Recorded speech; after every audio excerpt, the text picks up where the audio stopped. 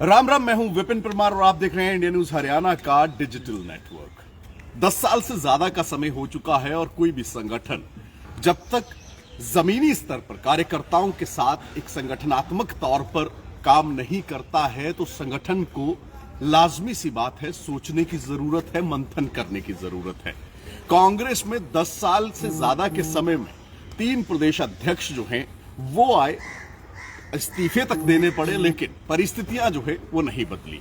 सबसे पहले अशोक तंवर आए। अशोक तंवर जो है उनकी हुडा खेमा के साथ नहीं बनी, तो ऐसे में अशोक तंवर को जो है वो इस्तीफा देना पड़ा। बात यहां तक आई उनके टेन्योर में कि एक दूसरे के साथ कांग्रेसी कार्यकर्ता अशोक तंवर का गुट और हुडा गुट जो है गुत्थम गुत्थी होते हुए नजर आए, हिंसा तक देखने को मिली। उसके बाद जिम्मेदारी जो है वो कुमारी शैलजा को दी गई।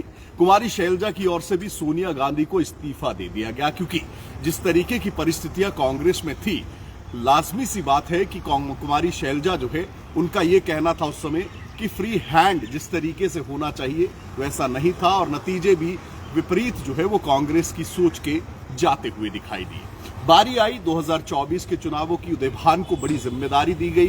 कांग्रेस ने लोकसभा के चुनावों में अच्छा प्रदर्शन भी किया, लेकिन विधानसभा में आते आते कांग्रेस की नैया जो है वो डामाडोल होती दिखाई दी, और उसमें ऐसे छेद हुए कि कहीं ना कहीं उससे वो उभर कर फिर से तैर ना पाई। अब कांग्रेस पार्टी की अगर बात करें तो पार्टी आला कमान लाजमी सी बात है इस बड़े क्वेश्चन मार्क के आंसर को, यानी कि जवाब को ढूंढने में बिल्कुल भी इंटरेस्टेड नजर नहीं आती है कि आखिर एक पार्टी, एक राष्ट्रीय स्तर की पार्टी प्रदेश में अपना संगठन 10 साल से ज्यादा के समय के बावजूद जो है वो नहीं बना पाई है। अब ऐसे में कांग्रेस के आला नेताओं का गुस्सा जो है वो भी देखने को मिल रहा है। लगातार आए बगाए पहले जो गुट हुआ करते थे उनके नेता बोला करते थे, लेकिन अब जो है कांग्रेस को अपनी तमाम जिंदगी देने वाले नेता, कांग्रेस में अपनी राजनीति करने वाले नेताओं की ओर से भी जो है अब इस बाबत जो है बोलने की शुरुआत कर दी गई है। सबसे पहले पूर्व विधानसभा के अध्यक्ष कुलदीप शर्मा की ओर से जो है वो कांग्रेस पार्टी को चेताने का काम किया गया कि आप एक मत पे क्यों नहीं आते हैं। इसके लिए लेटर तक लिखने की बात उनकी ओर से की गई।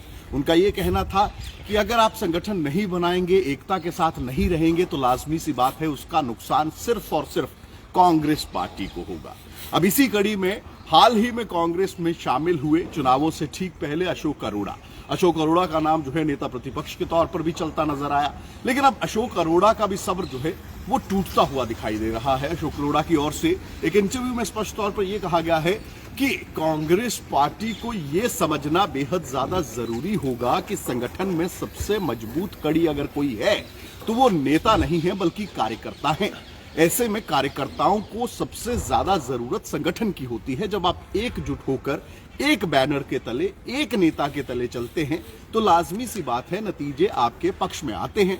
तो ऐसे में अब अशोक अरोड़ा की ओर से भी कांग्रेस पार्टी आलाकमान को जो है वो चेताने का और बताने का काम यह किया गया है कि भले ही कांग्रेस पार्टी राष्ट्रीय स्तर की पार्टी है, लेकिन प्रदेश स्तर पर अगर आप चुनाव लड़ने की तैयारी करते हैं या चुनाव लड़ने के लिए आप जाते हैं तो उसके लिए संगठन जो है बेहद ज्यादा जरूरी हो जाता है। इससे पहले को कुमारी शैलजा हूं, रणदीप सुरजेवाला हूं, चाहे किरण चौधरी हूं, ये वो तमाम नेता थे जिन्होंने आए बगाए लगातार जो है वो एक तरफा चल रही कांग्रेस को तमाम लोगों को साथ लेकर चलने की सलाह जो है पार्टी आला कमान को देते हुए ये तमाम नेता नजर आए थे। लेकिन अभी तक अगर बात करें ये बड़ी पशुपेश की स्थिति है, या फिर अगर बात करें एक बड़ा दुर्भाग्य है कांग्रेस के लिए कि कांग्रेस जो है वो इतने सालों में अभी तक पार्टी को उस स्तर पर प्रदेश में 10 साल से ज्यादा के बावजूद जो है वो संगठन का रूप जो है, प्रारूप जो है वो नहीं दे पाई है। उदय भान को 2024 में जो कमान दी गई, उन्होंने हार का ठीकरा प्रभारी पर जो है फोड़ने का काम किया गया। प्रभारी की ओर से ये कहा गया कि मैंने जानकारी दे दी गई थी। तो ये जो काटो कलेश कांग्रेस के बीच में चल रहा है, इस काटो कलेश का सीधा और सीधा खामियाजा कांग्रेस पार्टी को भुगतना पड़ रहा है। और यही कारण है कि नगर निगम और नगर निकाय चुनावों से पहले पार्टी जिस एक्टिव स्तर पर, जब आप विपक्षी पार्टी के तौर पर प्रदेश में होते हैं या फिर देश में होते हैं तो लाजमी सी बात है आपकी एक्टिविटीज भी वैसी होती हैं। आप प्रदर्शन करते हैं, आप सरकार की नीतियों के खिलाफ जाते हैं। चुनावों से ठीक पहले आपकी तैयारी उस तरीके की होती है, आपको वो परफॉर्मेंस प्रेशर आपके ऊपर होता है कि आपको परफॉर्म करना है, नगर निगम नगर निकाय चुनावों में सफलता हासिल करनी है। लेकिन अभी तक राजनीतिक पंडितों की अगर बात करें या फिर पॉलिटिकल एनालिस्ट की अगर बात करें तो उनकी ओर से भी एक बात बड़ी स्पष्ट ऑब्जर्व की गई है कि कांग्रेस पार्टी अपनी विधानसभा चुनाव की हार के बाद जो है वो कहीं ना कहीं कोप भवन में जाती हुई दिखाई दे रही है, यानी कि किसी भी तरह का कोई कदम या कोई एक्टिवनेस जो है वो पार्टी में अभी तक नहीं दिखाई दी है। और उसका सबसे बड़ा कारण गुटबाजी और दूसरा सबसे बड़ा कारण संगठन ना होना है। अब ऐसे में नेताओं की ओर से ये बात उठाने का काम तो किया गया है, लेकिन इसका असर कितना पार्टी आला कमान पर होगा और क्या कोई जू पार्टी आला कमान के कान पर रेंगेगी, ये आने वाला वक्त तय करेगा।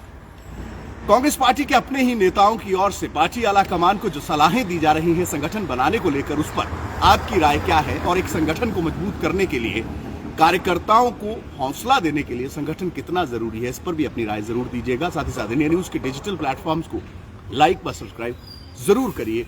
मेरी यानी विपिन परमार की ओर से तब तक आप सभी को राम राम।